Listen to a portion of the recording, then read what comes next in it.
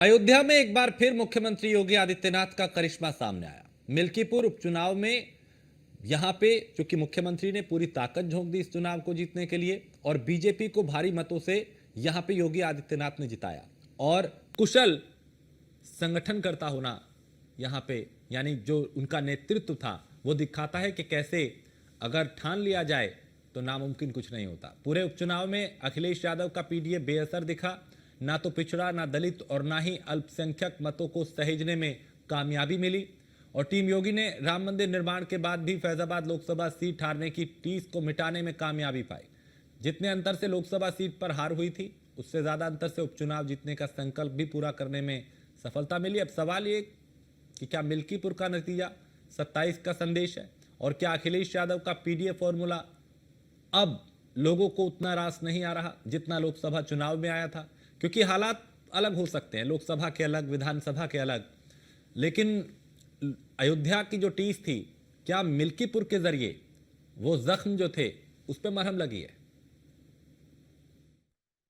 अयोध्या जनपद की मिल्कीपुर विधानसभा का उपचुनाव इस समाजवादी पार्टी के परिवारवाद और झूठ की राजनीति को पूर्ण विराम देते हुए डबल इंजन सरकार के सेवा, सुरक्षा और सुशासन के मॉडल को अंगीकार किया है। जनता जनार्दन ने बहुत स्पष्ट किया है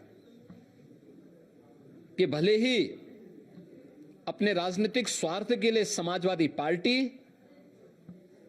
कितना भी झूठ का सहारा क्यों न ले ले, कितना बड़ा प्रोपेगेंडा क्यों ना कर ले, लेकिन जनता जनार्दन उन्हें सबक सिखाने के लिए पूरी तत्परता के साथ कार्य कर रही है। अयोध्या का यह परिणाम लगभग 61,000 वोट से भारतीय जनता पार्टी से के चंद्रभान पासवान की विजय इस बात को प्रमाणित करती है कि जनता जनार्दन का विश्वास डबल इंजन की भारतीय जनता पार्टी सरकार और प्रधानमंत्री मोदी जी के नेतृत्व में है। अयोध्या जनपद की मिल्कीपुर विधानसभा का उपचुनाव भारतीय जनता पार्टी बहुत ही सुनियोजित ढंग से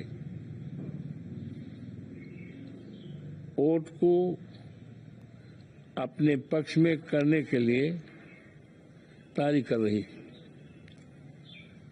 शुरुआती दौर में ही इस बात की जानकारी मिल रही थी कि मतदान केंद्र पर जो भी पीठासीन अधिकारी और जो भी चुनाव के कर्मचारी लगाए जाने की तैयारी है वो पूरी तरह से भारतीय जनता पार्टी के या तो कार्यकर्ता रहे हैं या संगठन में रहे हैं या रिश्तेदारी में रहे हैं और उन्हीं को भेजा जाने की तैयारी है।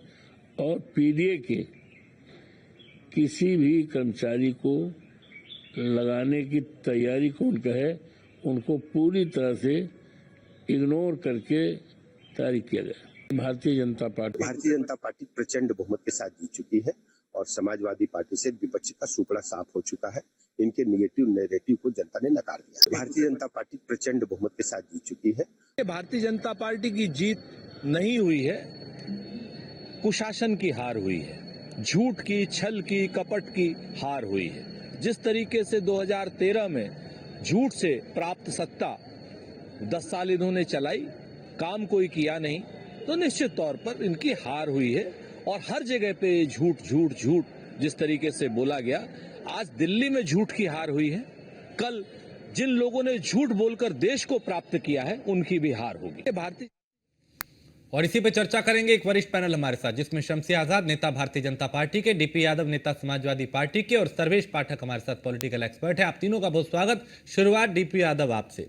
कुछ महीने पहले लोकसभा के अयोध्या सीट जीतने वाली समाजवादी पार्टी से अभी कहां चूक हो गई कि उसी क्षेत्र की जो विधानसभा सीट है मिल्कीपुर वो आप हार गए? क्या पीडीए का फॉर्मूला यहां नहीं चल पाया? क्या जनता की नब्ज को आप संभाल नहीं पाए या भाप नहीं पाए? जी राजेश जी, जय संविधान, जय लोकतंत्र। देखिए राजेश जी, अभी आपके चैनल पर मुख्यमंत्री जी की बाइट चल रही थी मुख्यमंत्री जी कह रहे थे कि अयोध्या की जीत, शायद उनको पता नहीं है कि ये अयोध्या की जीत नहीं थी, फैजाबाद की जीत नहीं थी, ये मिल्कीपुर में वो जीते थे। तो इस सीट को लेकर के मुख्यमंत्री जी कितने चिंतित थे, कितने भयभीत थे, इस बात का पता उनके बयान से चलता है। और देखिए, जो अयोध्या की फैजाबाद की जीत थी वो 2024 के लोकसभा चुनाव की जीत थी। 2024 के लोकसभा चुनाव में जब भारतीय जनता पार्टी को लोगों ने नकार दिया, तो मैं तो आपके चैनल पर पूर्व में भी चर्चा हुई कि इसी सीट को लेकर के मुख्यमंत्री जी की कहीं ना कहीं प्रतिष्ठा और उनका राजनीतिक करियर दांव पे लगा हुआ है। तो एन के प्रकार है वो सीट को जीतने की कोशिश करेंगे। और जैसा कि जब से मिल्कीपुर चुनाव की घोषणा हुई है तब से लेकर के तमाम विवादों में ये चुनाव रहा है। जिस प्रकार से समाजवादी पार्टी के कार्यकर्ताओं को एक एक करके चुन चुन करके कहीं ना कहीं उनको परेशान करने का काम किया जा रहा था, उनको गिरफ्तार करने का काम किया जा रहा था, उनको धमकी देने का काम किया जा रहा था। अभी कुछ दिन पहले देखिए किस तरह से ऑडियो वायरल होती है, एक समाजवादी पार्टी के जिला पंचायत सदस्य को किस प्रकार से एक दारोगा धमकाने का काम कर रहा था। वो कितना खतरनाक संदेश है लोकतंत्र के लिए। जब लोगों के वोट सुरक्षित नहीं रहेंगे, लोग सुरक्षित नहीं रहेंगे, तो इस जीत को तो कहीं ना कहीं भारतीय जनता पार्टी ने गलत तरीके से जीतने का काम किया है। ये भारतीय जनता पार्टी नहीं जीती है, ये लोकतंत्र हारा है, ये कहीं ना कहीं भारत का संविधान हारा है, ये पीडीए की हार हुई है। लेकिन डीपी यादव, ये तो अब जनता भी यही समझेगी ना कि ये तो सपा की तरफ से हारने के बाद रटा रटाया वही जवाब आएगा कि साहब ये लोकतंत्र की हार है, ये चुनाव आयोग की साजिश है, ये प्रशासन की गलतफहमी है। ये हर चुनाव में हार के बाद ऐसे ठीकरा फोड़ दिया जाता है। कमियों को क्यों नहीं आप लोग स्वीकार करते कि हाँ कुछ कमियां रह गई होंगी, आप जो फॉर्मूला लोकसभा में सेट किया था वो विधानसभा में सेट नहीं हो पाया।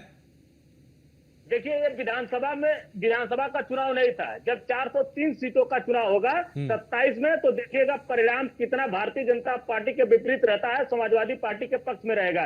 2024 के लोकसभा चुनाव में भी इसी प्रकार का Bharatiya Janata party narrative set कर रही थी कि तमाम तरह की बातें करने का काम कर रही थी भारतीय जनता पार्टी, लेकिन जनता ने समाजवादी पार्टी को समर्थन दिया था। वो राज्य का चुनाव नहीं था, मैं बता दूं आपके चैनल के माध्यम से, वो दिल्ली का चुनाव था, केंद्र का चुनाव था, लेकिन समाजवादी पार्टी को फिर भी जनता ने समर्थन दिया। समाजवादी पार्टी के ऊपर भरोसा देता है। जब राज्य का चुनाव होता तो जनता समाजवादी पार्टी के साथ पूरी तौर से खड़ा रहेगी। और समाजवादी अभी देखिए 9 सीटों का भी चुनाव हुआ था, उसमें 7 सीटें बीजेपी निकाल ले गई। अभी एक चुनाव हुआ उपचुनाव, वो भी बीजेपी के खाते में गई, तो वो भी राज्य का चुनाव था। ये भी है, ठीक है, सीटें कम है, उपचुनाव है, कुछ सीटों का है, लेकिन शमसी आजाद वो ये कह रहे हैं कि धन बल और छल उसका नतीजा है मिल्कीपुर की जीत।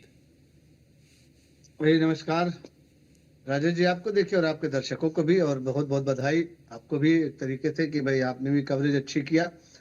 समाजवादी पार्टी का देखिए ये विडंबना है कि किसी भी तरीके से वो हार को स्वीकार नहीं करते, और जब हार को आदमी स्वीकार नहीं करता तो मंथन नहीं करता, मंथन नहीं करता तो कमियां नहीं दिखाई देती, और कमियां जब नहीं दिखाई देती तो आप ग्राउंड जीरो पर उतर के काम नहीं करते, जनता के बीच में नहीं जाते। जब आपने ये नैरेटिव तय कर दिया कि भाई प्रशासन की वजह से हमारे, मशीनरी की वजह से हारे, चुनाव आयोग की वजह से हारे, तो फिर हमारे ख्याल से चुनाव लड़ने की आपको जरूरत ही नहीं है। अब आप वाकवर दे दिए, अब राजनीति से संन्यास ले लिए। अखिलेश यादव में जो अहंकार है, अखिलेश यादव में जो हठधर्मिता है, अखिलेश यादव में जो एक वो है कि हम समाजवादी पार्टी के भगवान है, इसको जो अखिलेश यादव को पूरी तरीके से समाप्त करना होगा। जिस तरीके से आपने देखा कि एक मिल्कीपुर सीट के लिए न तो उससे सरकार बननी थी न सरकार बिगड़नी थी, लेकिन उस पर भी भारतीय जनता पार्टी ने किस तरीके से मेहनत करके मंत्रियों की ड्यूटी लगा के, कार्यकर्ताओं की ड्यूटी लगा के, महिला मोर्चा, युवा मोर्चा, अल्पसंख्यक मोर्चा, किसान मोर्चा, ओबीसी मोर्चा, सारे मोर्चों को लगाकर उसके बाद लगातार वहां मुख्यमंत्री स्वयं जो है 6 से 7 बार गए, जबकि कुंभ में उनको जो है व्यस्त थे पूरी तरीके से, दिल्ली चुनाव में व्यस्त थे पूरी तरीके से, लेकिन गंभीरता से लेते हुए उन्होंने जो है चुनाव को जीता। और आज एक बड़ा परिणाम है, और 2 परिणाम ऐसे उपचुनाव में आए, एक आपका जो कुंदरकी की सीट ले लीजिए और एक जो है मिल्कीपुर की सीट ले लीजिए। अगर अखिलेश यादव में अभी भी इंसानियत है, उनके अंदर थोड़ा सा भी राजनीतिक धर्म है, तो हमारे ख्याल से अखिलेश यादव को तत्काल अपने पद से इस्तीफा दे देना चाहिए, नया अध्यक्ष चुनना चाहिए। कम से कम उससे तो एक मैसेज जाए जनता के बीच में भाई कि अखिलेश यादव ने अपनी हार को स्वीकार किया है, और हम लोगों को भी अब जरूरत है कि दोबारा से मेहनत करें। भारतीय जनता पार्टी की जीत जो हुई है वो छोटे से कार्यकर्ताओं को, न कि सांसद के पुत्र को टिकट देने से हुई है। भारतीय जनता पार्टी की जो जीत हुई है वो संविधान के दायरे में रहकर हुई, न कि चुनाव आयोग पे आरोप लगाने की वजह से हुई है। ठीक, भारतीय जनता पार्टी की जीत हुई है हाँ। वो इस वजह से हुई है कि लगातार ग्राउंड पर काम करते रहे हैं। जी। जिस दिन से भारतीय जनता पार्टी की सरकार बनी, मैं अक्सर ये कहता रहता हूं कि जीत का जश्न भारतीय जनता पार्टी ने भले न मनाया हो, चाहे लोकसभा की बात करें चाहे विधानसभा की, जो सीटें हारी हैं आज भी भाजपा उस पर मंथन लगातार ठीक- कर रही है कि ठीक ऐसी है, क्या कमी यानी रह आप गई कि रणनीति सबको बनाते हैं और छूटते उस हुए पर मंथन करते हैं, चाहे हार हो या जीत हो। डीपी यादव मुस्कुरा रहे हैं। मैं सर्वेश आपके पास आऊं, लेकिन डीपी यादव से एक रिएक्शन। डीपी जी, ये इस्तीफा मांग रहे हैं शम्सी भाई, तो मुख्यमंत्री जी को तो 2024 के लोकसभा चुनाव में हार के बाद जो अयोध्या की सीट हारे थे, जहां पूरा दमखम लगा दिया था, उसी समय इस्तीफा दे करके और मठ चले जाना चाहिए था। वहां नैतिकता कहाँ चली यही गई थी? जनता ने, इसी को तो जनता ने स्वीकारा है ना, जनता ने अपनी भूल को माना, जनता ने उस भूल को जो है सही करने का काम किया और आज जो है भाजपा के प्रत्याशी को 60,000 वोटों से ज्यादा से जिताकर जो है पश्चाताप किया जनता ने। जनता ने तो ये माना कि समाजवादी पार्टी ने हमको बहका कर वोट किया था, समाजवादी पार्टी ने जो हमको भड़गला कर वोट किया था, समाजवादी पार्टी ने जो हमको गलत सूचना दी थी, झूठ बोल कर जो वोट हमसे लिया था, वो हमको अगर मौका मिलेगा तो हम भाजपा की झोली में डालेंगे। और जब उसको मौका मिला तो चाहे वो कुदरती की बात कर लिए, चाहे मिल्कीपुर की बात कर लिए, वो समाजवादी पार्टी से निकल कर आज भारतीय जनता पार्टी के खेमे में आ गई है। तो इसको हार का कारण मानिए। बड़ी बड़ी बातें ये कर रहे हैं। बातें करने से आप जीत नहीं पाएंगे। जिस तरीके से अरविंद केजरीवाल ने जो है दिल्ली की जनता को झूठ पे झूठ परोसा था, तो आज मौका मिला, दिल्ली की जनता ने पूरी तरीके से उनका सफाया कर दिया। आज वहां का वर्तमान मुख्यमंत्री हार जाता है, मनोज सिसोदिया जैसे जो बड़े नेता हार जाते हैं, तो ये बड़े शर्म की बात है। इस पर चर्चा नहीं, इस पे मंथन करना होगा। अखिलेश यादव को अपना घमंड तोड़ना होगा। अखिलेश यादव को जो है मंथन करना होगा ग्राउंड जीरो पर जाकर के, भाई हमारी गलती क्या है, माफी मांगनी चाहिए, मतदाताओं के बीच में माफी मांगनी चाहिए। और मैं तो ये कहता हूं आपके चैनल के माध्यम से कि आज अखिलेश यादव को प्रेस कॉन्फ्रेंस करके पूरे प्रदेश की जनता से माफी मांगना चाहिए कि 2012 से 17 तक जो उनके गुंडों ने त्राही मचा रखी थी, जो अपराध का जाल बुना था, जो माफियाओं का एक साम्राज्य था, उसको पूरी तरीके से प्रदेश की जनता के और मैं प्रदेश की जनता से माफी मांगता हूँ कि परिवारवाद को बढ़ावा नहीं दूंगा, भ्रष्टाचार को बढ़ावा नहीं दूंगा, माफिया राज को बढ़ावा नहीं दूंगा। जनता ठीक उनके है, बाद एक एक करके, हाँ। अन्यथा समाजवादी पार्टी के ताबूत में आकर का काम मिल्कीपुर ठीक की है, जनता ने कर ठीक दिया है। ठीक ठीक। सर्वेश भाई, क्या ये, चूंकि ये चुनाव एक परसेप्शन का भी था, जो लोकसभा में धारणा बनी थी अयोध्या को लेके, उसे चेंज करने का था, अखिलेश के लिए भी और योगी के लिए भी ये एक प्रतिष्ठा का सवाल था। क्या योगी उसमें पास हुए और क्या 27 के लिए भी इसमें कोई संदेश छिपा है? पूरी तरीके से 27 में ये सर्वेश संदेश दे पाठक दिया से मेरा गया है। सवाल है। शम्सी भाई, ये सवाल सर्वेश जी से है। सर्वेश, पाठक का सवाल है और ये जवाब देने लगे, इतना जल्दी है इनको। कोई बात नहीं, कभी कभी सुनने में कंफ्यूजन हो जाती है। डीपी जी, इतना वो नहीं होता, हम भी टीवी पे बैठते हैं, कई बार नाम नहीं सुना समझ में आता, कोई बात नहीं। हाँ सर्वेश जी। राजेश भाई, एक बार क्वेश्चन रिपीट करना। हाँ, सवाल ये था, चूंकि अखिलेश और योगी के लिए ये मिल्कीपुर प्रतिष्ठा का सवाल था, क्या अयोध्या की धारणा इस जीत से बदलेगी और क्या 27 का भी कोई संदेश छिपा है इसमें? देखिए राजेश भाई, आपको नमस्कार, आपके सभी दर्शकों को वंदे मातरम, भारत माता की जय। और आज जय श्री राम तो पक्का बोलूंगा, क्योंकि और शम्सी भाई साहब को जीत की हार्दिक शुभकामनाएं दिल्ली में और मिल्कीपुर का। देखिए, मिल्कीपुर का चुनाव इसलिए महत्वपूर्ण था क्योंकि सारी मीडिया और ये अखिलेश यादव जी ही बोला करते थे कि ये तो सेमीफाइनल है। तो सेमीफाइनल रिजल्ट क्या हुआ? 8 आउट ऑफ 10। तो ये तो सेमीफाइनल तो पूरे मतलब समझिए जीत लिया गया, और 27 भी जीता जाएगा, इसमें कोई दो राय नहीं है। क्योंकि प्रदेश की जो सरकार है, एक जनता के जो विकास के लिए जो भी कार्य हो उसको कर रही है। अभी आप देखिए कि क्या कमी है मिल्कीपुर की। अगर अभी आपने बोल दिया, शम्सी भाई ने बोला कि अयोध्या की में जो जीत है, तो हमारे डीपी यादव भाई कहने लगे कि अयोध्या की कैसे हुई। लेकिन वही अवधेश प्रसाद को लेके, जो कि एमपी का सीट फैजाबाद का है, कॉन्स्टिट्यूएंसी फैजाबाद है, अयोध्या तो एक एरिया हुआ उसमें। और ये पूरे समय 2024 के जून 4 के रिजल्ट आने के बाद से हिंडोरा पीटते चलते थे और उसके बाद उसको अयोध्या का राजा घोषित करते थे। तो आज जब वहां पे उसी अयोध्या की एक मिल्कीपुर सीट जो आता है उसमें और ये तो बोला जाएगा अयोध्या, इसमें समस्या किस बात की है? डीपी राजा का उत्तराधिकारी राजकुमार हार गया जी। और उसके बाद आप तमाम तरीके के जो ताना बाना बुनते हो, इसी उपचुनाव में 10 सीट पर जो उपचुनाव हुए उसमें समाजवादी पार्टी 2 सीट पे आखिर जीती ना, बीजेपी तो 10 आउट ऑफ 10 नहीं जीत पाई। तो क्या वहां पे चुनाव आयोग ने जिता दिया समाजवादी पार्टी को, कि वहां की जनता ने समाजवादी पार्टी को चुना है? यह आरोप प्रत्यारोप अनर्गल अलाप हो गया है। सुप्रीम कोर्ट का जजमेंट भी आया था, उसके बावजूद भी ये लोग कि इतने गिरे हुए हैं कि अगर इनके हिसाब से रिजल्ट ना आए तो बस देश की संस्था पे आप प्रश्न चिन्ह खड़ा करो। अरे आप अपने अंदर झांक के देखो ना। आप विधानसभा 2022 में 17 की टैली से अच्छा जीते ना, 100 सीट जीत के लाए। आप ये बताओ ना, एज ए एमएलए वहां पे क्या क्या काम कर रहे हो?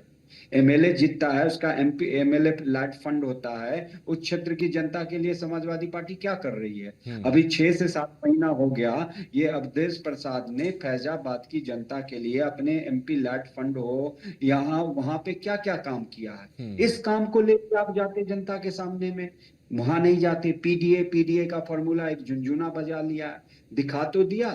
वो चंद्रशेखर रावण बहुत बड़ा नेता बनता है, भीम कहे घूमते हैं, उसके प्रत्याशी को कितने वोट मिले? 5,000 वोट मिले, जबकि वहां दलितों की आबादी कितनी है? लाखों में है। ठीक है, तो डीपी यादव जो एक स्ट्रेटेजिकली जो बात होती है, प्रदेश की वहां जनता देख रही है कि ये जो प्रदेश की मौजूदा सरकार है उनके हित को जानती है, उनके सारी बातों को प्रदेश का डेवलपमेंट करती है। आप राजेश भाई अभी देखो, करोड़ों लोग कुंभ में जा रहे हैं जी, लाखों अयोध्या भ्रमण कर रहे हैं, बनारस जा रहे हैं, तो क्या वहां पे बिजनेस नहीं हो रहा है? वहां की इकोनॉमी नहीं बढ़ रही है क्या अयोध्या की?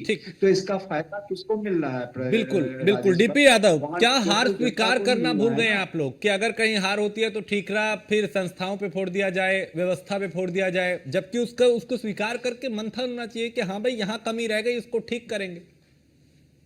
जी, निश्चित रूप से हमने हार को स्वीकार भी किया है। 2019 के लोकसभा को स्वीकार किया था, 2014 के लोकसभा को स्वीकार किया था और हमने तैयारी किया था, उसी के अनुरूप हमें परिणाम मिले। 2024 के लोकसभा चुनाव में उत्तर प्रदेश में हमारी जीत हुई। लेकिन सर्वेश पाठक जी ने अभी एक बात कही जो गौर करने वाली थी, रावण के ऊपर। इन्होंने कहा कि रावण जो अपने को नेता समझता है और भीम भीम कहता हुआ घूमता है, ये इनकी मानसिकता को प्रदर्शित करता है कि बाबा साहब भीमराव अंबेडकर को लेकर के इनके दिमाग और दिल में कितना जहर भरा हुआ है। जो मायावती जी की दलितों के प्रति जो बात है और जो नेता बनती है, वो एक मुखौटा पहन रखा है चंद्रशेखर रावण। मैं उस चीज को उजागर कर रहा हूँ। क्या हुआ?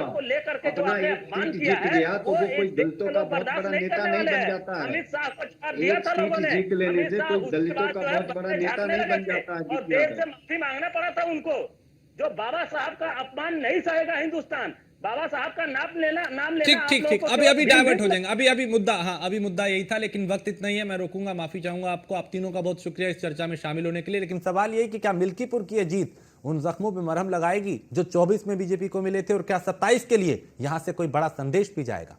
इसका जवाब आने वाले दिनों में मिलेगा। लेकिन एक सेटबैक जरूर हुआ है कि अब जनता का मूड जो 24 में था वो धीरे धीरे शायद बदल रहा है। एक ब्रेक के लिए रुकेंगे, आप बने रहिए न्यूज़ वन इंडिया के साथ।